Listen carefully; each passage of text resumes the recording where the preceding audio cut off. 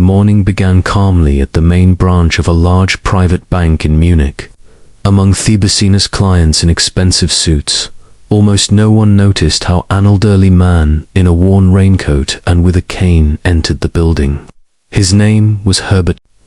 He held a worn envelope in his hands and slowly walked towards the service counter. Employees and customers quickly noticed his unpresentable appearance. Some looked at each other. Someone grinned. The woman behind the counter, Marie, greeted him without much interest. After a quick glance at him and the envelope, she decided that he was an ordinary pensioner, perhaps Savin lost. She sent him to the waiting area without bothering to check his documents. Herbert sat quietly and waited patiently. Almost no one took him seriously. The managers passing by didn't even come up to them, deciding that their time was too valuable for some clients. He sat like that for almost an hour until one of the junior staff, Daniel, noticed his presence. Something in the man's behavior seemed unusual to him. Not irritation, not confusion, but confident calm. Daniel took the envelope, offered to help, and decided to look at the data himself.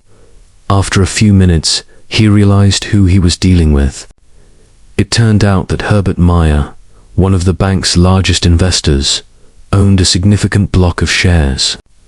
He was not just a client, but one of the co-founders of this branch, who had long since retired from business, but still closely followed the work of the institution. By the time the information reached the general manager, it was already too late.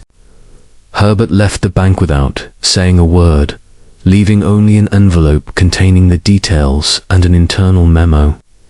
The next day, an official notice arrived about the manager's dismissal and Daniel's promotion to a management position. The bank was awaiting an internal audit, and every employee felt that the previous atmosphere of condescension and arrogance would not return. A lot has changed since then. People are no longer judged by their clothes. Every visitor began to receive respect, regardless of who he is and how much he has on his account. Herbert Meyer's name was not mentioned out loud, but everyone knew that this inconspicuous man reminded everyone that respect is not a privilege, but a duty. What an amazing story, dear friends. If you liked the video, give it a like and subscribe to the channel. There is still a lot of interesting things ahead.